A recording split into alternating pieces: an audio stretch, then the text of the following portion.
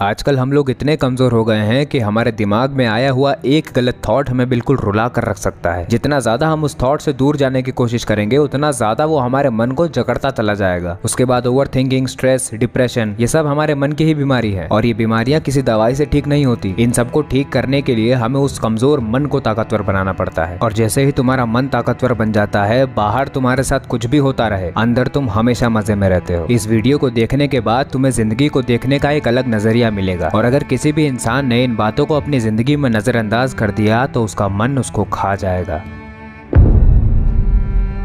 तो कहानी की शुरुआत होती है तब से जब इंसान जानवर हुआ करता था और जंगल में रहा करता था। धीरे धीरे वो जानवर इंसान तो बन गया, लेकिन आज भी वो जानवर उस इंसान के डीएनए में बसता है। अब ध्यान से समझो, हमारा शरीर आज भी उस जंगल का जानवर है। आज भी इस शरीर के वही मंसूबे हैं जो हजारों साल पहले थे। हमारा शरीर बस दो चीजें चाहता है, एक तो अपने आप को जिंदा रखना और दूसरा अपनी प्रजाति को आगे बढ़ाना। यही वो काम है जो हमारा शरीर जिंदगी भर करते रहना चाहता है। शरीर अपने लेवल पे इन दोनों कामों को अंजाम देने के लिए जो कुछ भी कर सकता है वो करता है, जैसे कि सांस लेना, दिल धड़कना, चोट लगने पर ठीक हो जाना, शरीर के हार्मोन्स का बढ़ जाना, ये सभी काम वो खुद ही कर सकता है। लेकिन कुछ ऐसे काम है जो शरीर तुम्हारे बिना नहीं कर सकता। या फिर इसे ऐसे समझो कि अंदर के काम तो शरीर खुद ही कर लेता है, लेकिन जब बात बाहर के काम की आती है तब शरीर को तुम्हारी जरूरत पड़ती है। इसको एक एग्जाम्पल के साथ समझते हैं। जब तुम खाना खा रहे होते हो तब तुम ये बोलते हो कि मैं खाना खा रहा हूँ, लेकिन जब वो खाना पच रहा होता है तब तुम ये नहीं बोलते कि इस खाने को मैं पचा रहा हूँ। वो खाना अपने आप पचता है। तो खाने को पचाने का काम तो शरीर खुद ही कर लेगा, लेकिन खाने को ढूंढने से लेके उसे खाने तक का काम तुम्हें करना होगा। तो शरीर को जब भी कोई बाहर का काम तुमसे करवाना होता है तो वो मन का सहारा लेता है। वो तुम्हारे मन के अंदर ऐसे थॉट्स, फीलिंग्स और इमोशन को लेकर आता है जिससे कि वो तुम्हें मजबूर कर दे उस काम को करने के लिए। और क्योंकि हम लोग अपने मन के गुलाम होते हैं, हम बस अपने मन के ऑर्डर्स को पूरा करने में लग जाते हैं और यहीं पर हम फंस जाते हैं। लेकिन वीडियो में आगे चलकर एक ऐसी बात बताऊंगा कि तुम मन के नहीं, मन तुम्हारे ऑर्डर्स पूरे करेगा। तो बात बड़ी सीधी सी है कि मन में आ रहे सारे थॉट्स, फीलिंग्स और इमोशंस तुमसे कुछ ना कुछ करवाना चाहते हैं और हम अपने मन के इतने बड़े गुलाम होते हैं कि मन हमसे जो भी कुछ करवाना चाहता है हम उसे करने भी लग जाते हैं, बिना सोचे समझे परखे कि मन के अंदर जो भी बातें आ रही हैं वो शरीर भेज रहा है और शरीर अपने मंसूबे पूरे करवाना चाहता है। और अगर तुमने शरीर के हिसाब से काम किया तो वो तुम्हें खूब सारा डोपामिन देगा और अगर तुमने उसके हिसाब से काम नहीं किया तो वो तुम्हें बुरा फील करवाएगा, ताकि तुम डोपामिन को एक बहुत बड़ी चीज समझ जाओ और हमेशा उसके पीछे भागते रहो ताकि वो काम होता रहे जो शरीर तुमसे करवाना चाहता है। अब इतना कुछ जानने के बाद लोगों के दिमाग में एक सवाल आ सकता है कि चलो ठीक है, शरीर भी अपना काम कर रहा है, मन भी अपना काम कर रहा है, लेकिन इनके इस तरह से काम करने के वजह से मुझे क्यों परेशानी होती है? मेरे मन के अंदर हजारों थॉट्स आते हैं, वो आते रहे, लेकिन मुझे उन थॉट से इतनी दिक्कत क्यों होती है? मैं इतना दुखी क्यों हो जाता हूँ? तुम्हें दुख इसीलिए होता है क्योंकि तुम अब जानवर नहीं रह गए। तुम्हारा शरीर आज भी उसी जानवर की तरह है और वो काम भी वैसे ही करता है, लेकिन तुम्हारे अंदर अब कुछ ऐसा आ चुका है जो जानवर बना नहीं रहना चाहता। इस बात के परफेक्ट एग्जाम्पल है महाबली हनुमान। जरा ध्यान से देखो उनके शरीर को। उनका शरीर एक जानवर का है, लेकिन उनके अंदर कुछ ऐसा है जो जानवर बना ही रहना नहीं चाहता। जानवरों को सुरक्षा की जरूरत होती है, इसीलिए वो झुंड में रहते हैं। हनुमान जी को किसी झुंड की जरूरत नहीं क्योंकि वो महाशक्तिशाली हैं और अकेले ही काफी हैं। जानवरों को पढ़ने, लिखने, जानने, समझने से कोई मतलब नहीं होता, लेकिन हनुमान जी ज्ञान और गुणों के सागर हैं। जानवरों को अपनी प्रजाति को आगे बढ़ाना होता है। हनुमान जी बाल ब्रह्मचारी हैं। मतलब बस इतना समझ लो कि जिस तरह से वो बाहर के दुश्मनों को उठा उठा के पटकते हैं, उन्होंने अपने अंदर के दुश्मन को भी नहीं छोड़ा है। वो अपने अंदर के जानवर की एक बात नहीं मानते हैं। इन्हीं क्वालिटीज की वजह से वो हम सबके फेवरेट हैं। हमारे अंदर का वो इंसान बस एक रोबोट बनकर नहीं रहना चाहता जो बस शरीर के ऑर्डर्स मानता रहे। तो अब से जब भी तुम्हारा मन तुम्हें परेशान करे कोई काम करने के लिए, तो देख लेना कि वो काम सचमुच में तुम ही करना चाहते हो या वो जानवर तुमसे करवाना चाहता है। लेकिन अब सवाल आता है कि क्या सिर्फ देख लेने से मेरा मन मेरे वश में आ जाएगा? और अगर आ जाएगा तो ये करते कैसे हैं?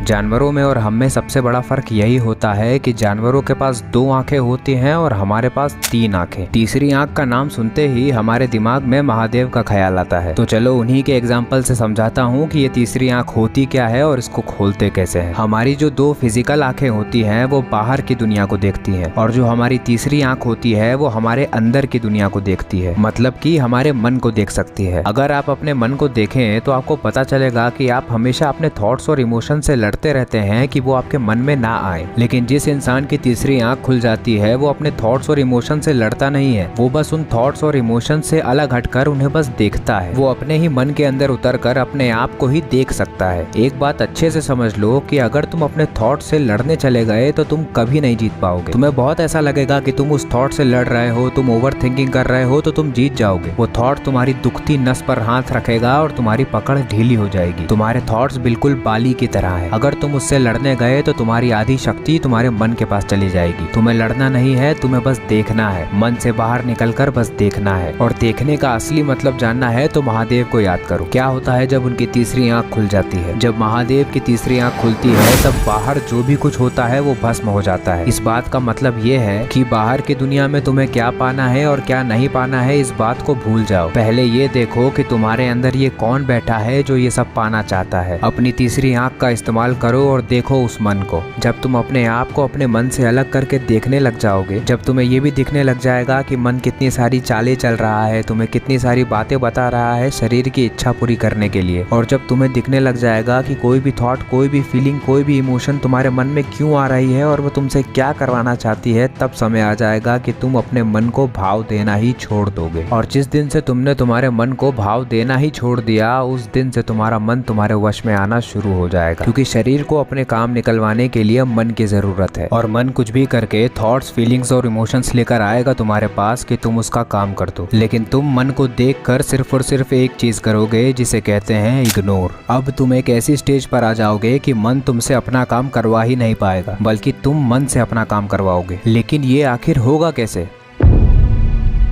अब तुम्हारा जो पुराना मन है जो तुम्हें बहुत परेशान करता है, उसकी सफाई कर कर तुम्हें एक नया मन बनाना होगा। हम ये बात तो पहले ही समझ चुके हैं कि हम कभी भी अपने मन से लड़कर उसे काबू नहीं कर सकते, लेकिन हम उसे देख कर, उसे समझ कर ये जरूर जान सकते हैं कि उसके अंदर आने वाले थॉट्स कितने फालतू के हैं, जो कि हमें उन थॉट्स, फीलिंग्स और इमोशंस को ज्यादा भाव ना देने में मदद करता है। हम उन्हें सीरियसली लेना छोड़ देते हैं। हमने भाव देना तो छोड़ दिया, लेकिन अभी भी ये थॉट्स हमारे मन में आ रहे हैं। लेकिन हम तो ये चाहते हैं कि हमारे मन में वो आए जो हम लाना चाहते हैं। तो हमें ऐसा करने के लिए एक रूल समझना होगा कि हम पुराने थॉट से लड़कर उन्हें हटा तो नहीं सकते, लेकिन जिंदगी में कुछ नया कर कर नए थॉट्स ला जरूर सकते हैं। मैं सीधे सीधे ये कह रहा हूँ कि तुम्हें अपनी जिंदगी में कुछ करने लायक काम ढूंढना चाहिए। तुम्हें अपनी जिंदगी में कुछ ऐसी मजेदार चीजें लेकर आनी चाहिए जो तुम्हारे मन को शरीर की गुलामी से हटाकर तुम्हारी सेवा में लगाए। समझो मैं क्या कह रहा हूँ। तुम्हारा मन तुम्हें इस दुनिया के बेस्ट आइडियाज भी लाकर दे सकता है, और तुम्हारा ही ये मन तुम्हें ये भी कह सकता है कि जाकर खाना खा ले या फिर जाकर सो जा। तुम कुछ नया करने लग जाओ, तुम कोई महान लक्ष्य ढूंढ लो, तुम्हारा मन अपने आप उस हिसाब से चलने लग जाएगा। बस बात यह है कि वो चीज इतनी मजेदार और चैलेंजिंग होनी चाहिए कि तुम्हारा मन उसके अंदर डूबना चाहिए। और अगर एक बार तुम्हारा मन किसी चीज के अंदर डूब गया तो तुम्हारा खाना पीना, नहाना धोना, सब कुछ तुम्हारा मन तुम्हें भुलवा देगा। और जब तुम याद करोगे तुम्हारे उन पुराने थॉट्स को तो तुम पाओगे कि वो जा चुके हैं। अरे जब तुम ही बदल चुके हो तो तुम्हारा मन वैसा कैसे रह जाएगा? लेकिन जरा रुक जाओ, जरूरी नहीं है कि वो थॉट्स कभी तुम्हारे दिमाग में आएंगे ही नहीं। मैंने कहा था वो जानवर हमारे डीएनए में बसता है। वो थॉट्स आएंगे लेकिन बहुत कम आएंगे। लेकिन इसमें चिंता करने की कोई बात नहीं है, क्योंकि तुम जानते हो कौन सा थॉट तुम्हारा है और कौन सा थॉट वो जानवर भेज रहा है। तुम्हें बस उस थॉट को इग्नोर करना है। मैं तुम्हें अपना पर्सनल एग्जाम्पल बताता हूँ कि मैं अपने मन को ट्रीट कैसे करता हूँ। मैं अपने मन को एक वेटर की तरह ट्रीट करता हूँ। ये वेटर हर तरह का खाना मेरी टेबल पर लाकर रख देता है और उसमें से मैं चूज करता हूँ कि मुझे क्या खाना है। अगर मुझे ऐसा लगता है कि ये खाना ठीक नहीं है तो मैं वेटर से लड़ता नहीं हूँ, मैं बस उस खाने को इग्नोर कर देता हूँ और वो खाता हूँ जो मुझे पसंद है। वेटर उस खराब खाने को खुद ही डस्टबिन में फेंक देता है और समय के साथ धीरे धीरे मेरी टेबल पर बस वही खाना आता है जो मैं खाना चाहता हूँ, और ऐसे ही मेरा मन मेरे वश में आ जाता है। और आखिरी में हमारे अंदर का वो जो जानवर है उसके बारे में मुझे कुछ कहना है। कोई बैठा है अंदर जो चिल्लाता रहता है, हिम्मत बहुत है मुझ में, मैं डरता नहीं, लेकर आता बहुत से वहम मेरे मन में, एक भी वहम लेकिन पलता नहीं, और चलाना चाहता है मुझको अपने रास्तों पर, लेकिन मैं बैठकर देखता हूँ पर चलता नहीं।